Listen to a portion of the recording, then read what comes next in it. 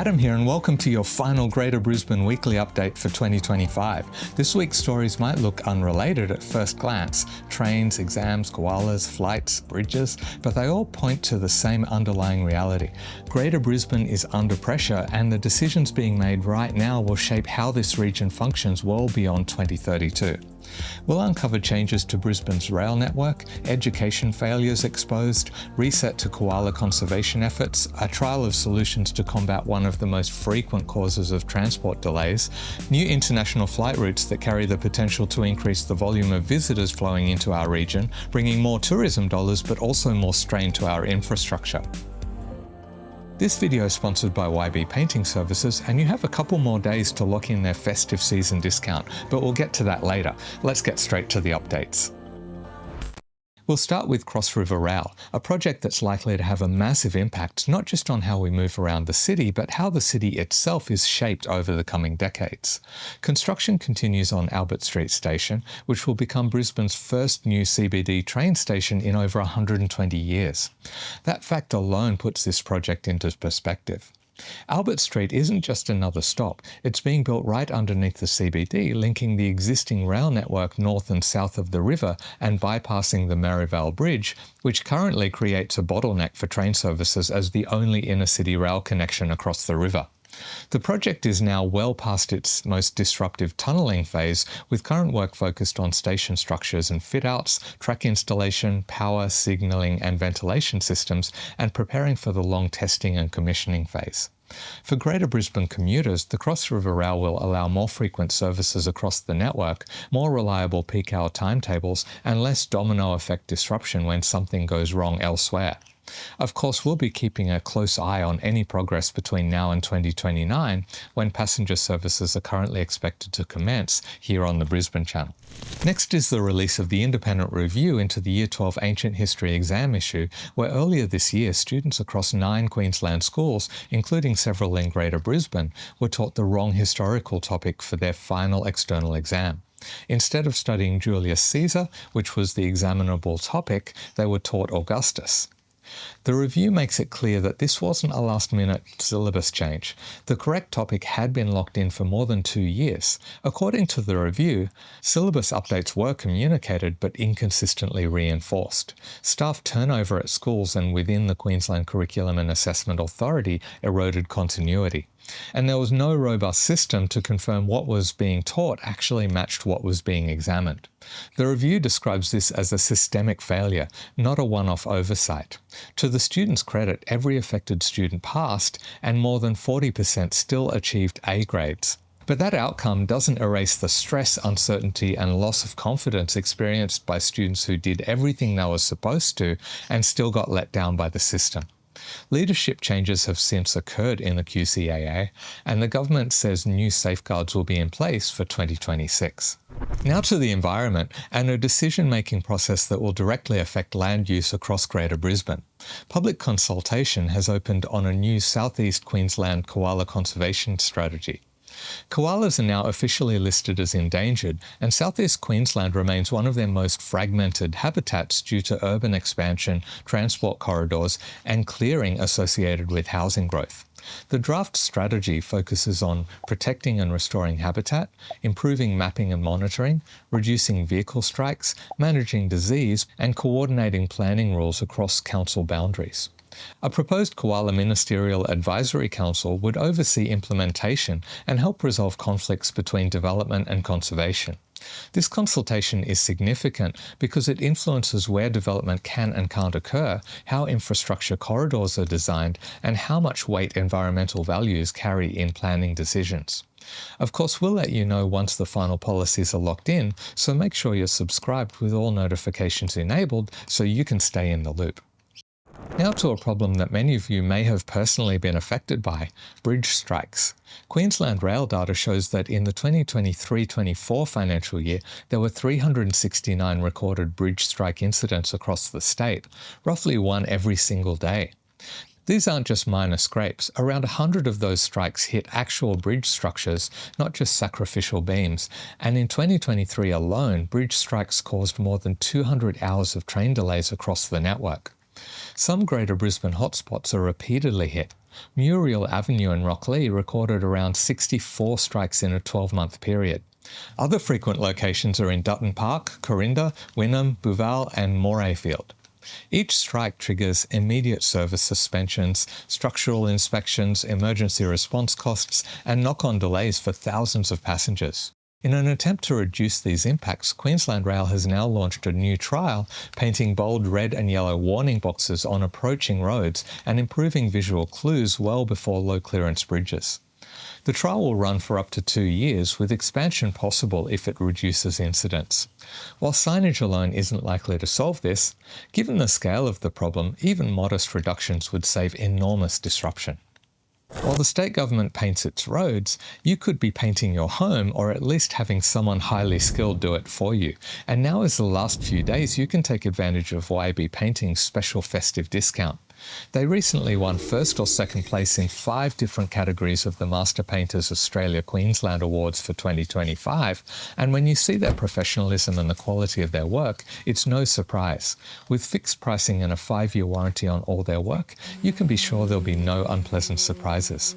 Claim your special 15% discount by scanning this QR code or the link in the video description by New Year's Day. Next, aviation, and some very specific changes coming through Brisbane Airport.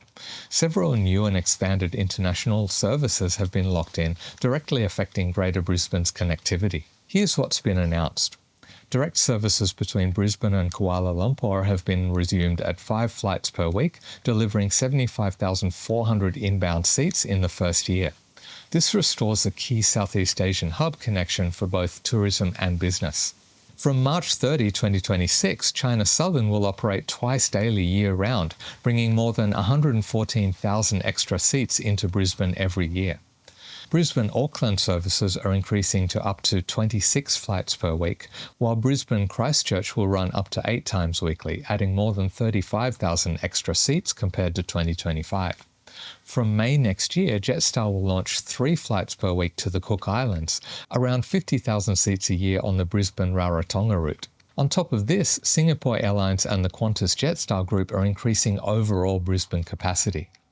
More flights mean more tourism and business activity, more competition and potentially lower fares, but also more pressure on roads, rail and airport access. If surface transport doesn't keep pace, the benefits can quickly turn into congestion and frustration. A major development application has been lodged opposite the Story Bridge Hotel at Kangaroo Point.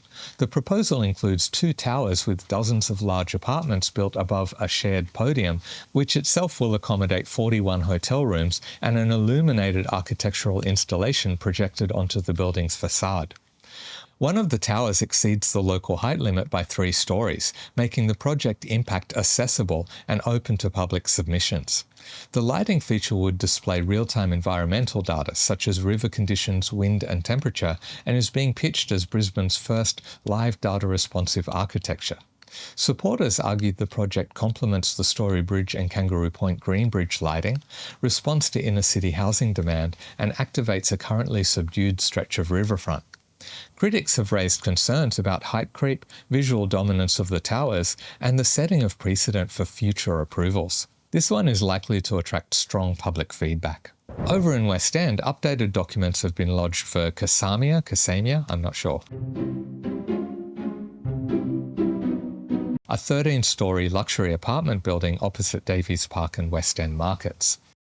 The development includes 44 apartments with 3-metre ceilings, extensive landscaping including over 5,800 plants, and high-end amenities like pools, magnesium baths and saunas.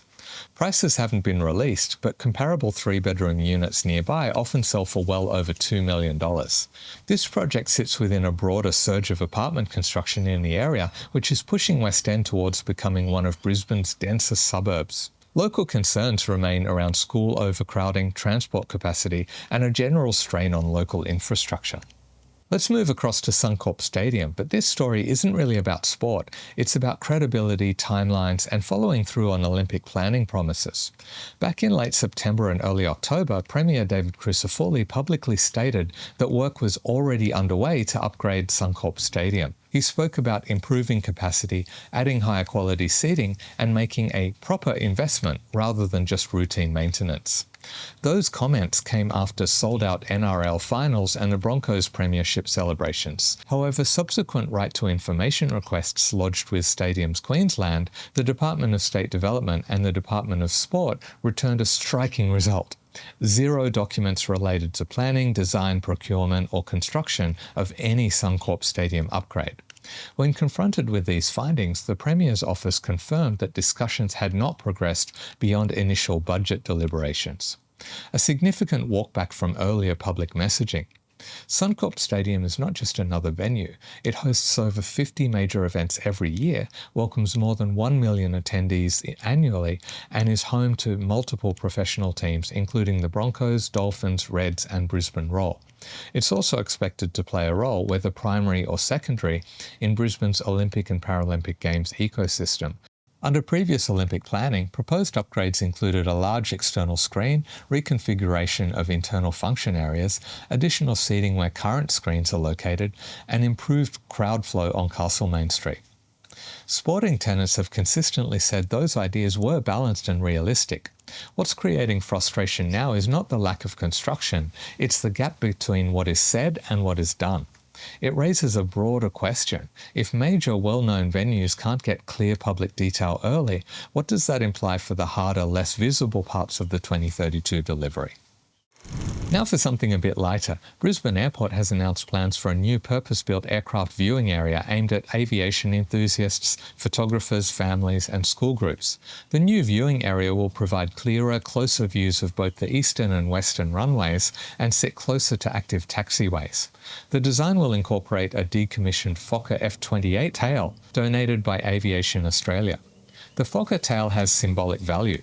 Brisbane Airport is now home to the largest Fokker fleet in the world, operated by Alliance Airlines, and the airport already displays another historic Fokker, the Southern Cross, flown by Sir Charles Kingsford Smith in 1928. The existing viewing area will be closed during construction, and the new site is expected to open in 2026.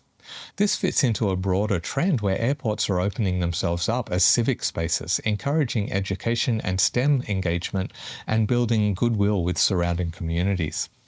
For Brisbane Airport, which is expanding rapidly and bringing more noise, traffic and activity, it's understandable why they may feel motivated to build goodwill with the people of Brisbane through these kinds of projects. Flying from Brisbane over to Logan, and the council has confirmed that public swimming pool fees will remain unchanged, despite Mayor John Raven earlier suggesting he would consider lowering pool entry fees in the future. When questioned about it recently, he said that council had no current plans to reduce fees, which he said were on average 15 to 20% lower than those in other southeast Queensland LGAs all year round. He pointed out that residents could have unlimited access to all 6 of Logan's aquatic centres for $13.50 a week, which works out at less than $2 a day, no doubt pointing to Brisbane City Council's $2 dips program, which runs in summer months. Clearly it only works out cheaper if you do visit every single day though. Over to Ipswich, where a formal inquiry into allegations of election intimidation is underway, following claims made during the most recent local government election period. The inquiry is examining whether candidates or campaigners were subjected to threats or coercion, whether any conduct may have breached electoral laws, and whether broader safeguards need strengthening. While details are still emerging, the fact that hearings are occurring at all is significant. Ipswich has a long and complicated political history, and electoral integrity has been a sensitive issue in the region before. Even unproved allegations can undermine trust in local democracy, discourage people from running for council, and erode confidence in election results. But to something more positive, and Ipswich is set to receive a new Hope Hub funded by the state government. Hope Hubs are designed as one-stop service centres bringing together housing support, mental health services, domestic and family violence assistance, and community support organisations.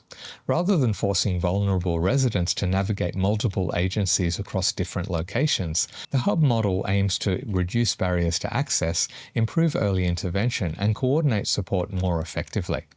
Ipswich is one of the fastest growing LGAs in southeast Queensland, with rapid population growth, significant housing development and rising demand for social services. As growth accelerates, pressure on support systems increases.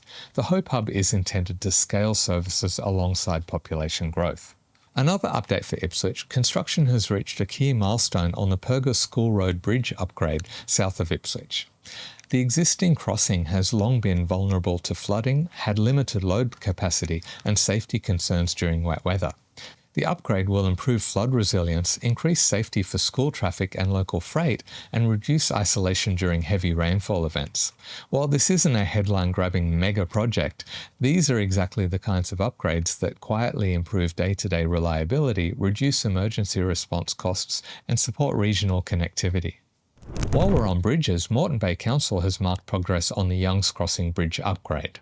Youngs Crossing has historically been flood-prone, regularly needing to be closed during heavy rain. The upgrade aims to improve flood immunity, maintaining connectivity during wet weather and supporting local populations on both sides of the river. Moreton Bay Council has issued a strong warning about battery disposal, releasing some figures that explain why. Council waste facilities are averaging around 20 battery-related fires every month caused by batteries being placed in household or recycling bins.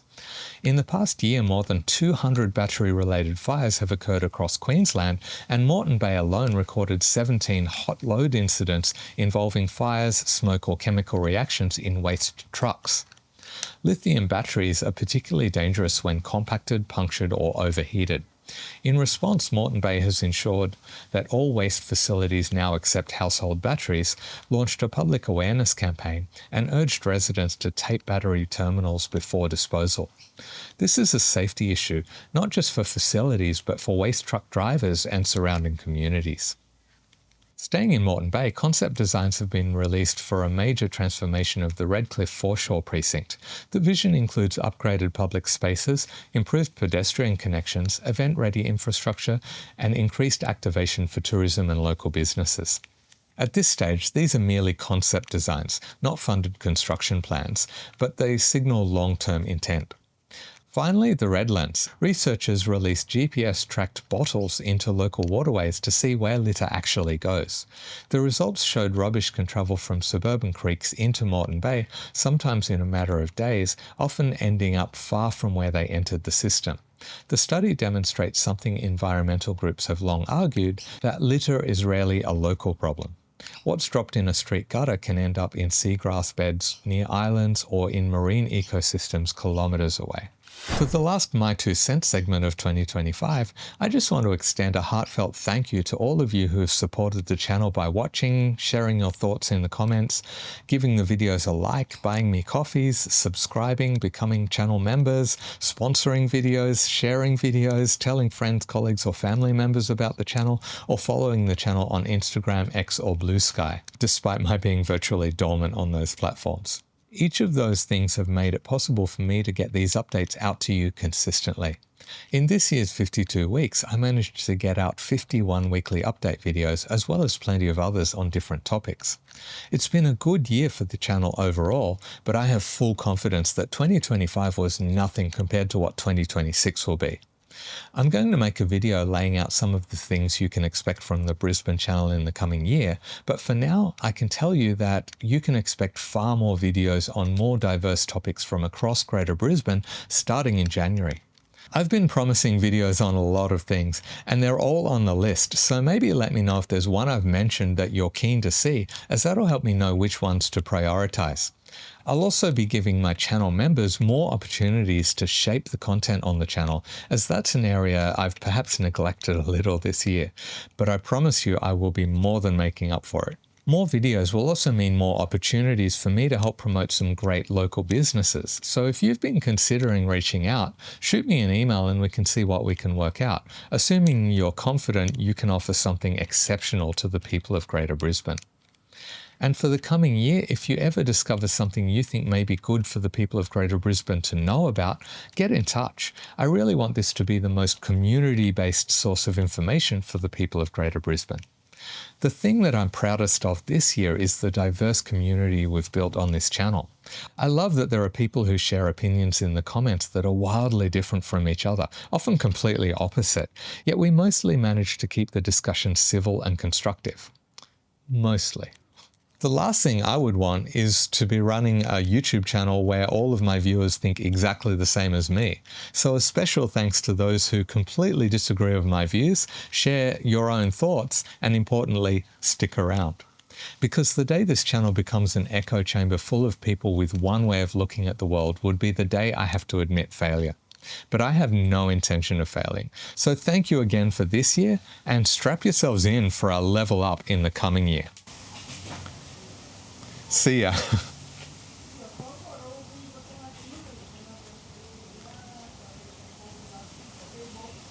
Wow, just got that done in time. Adam here, and welcome to your... that didn't go well. But they all point to the same underlying reality, and I didn't put my phone on flight mode. All right. Let's just pause that.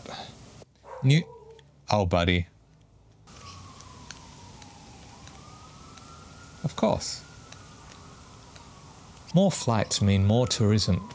Again?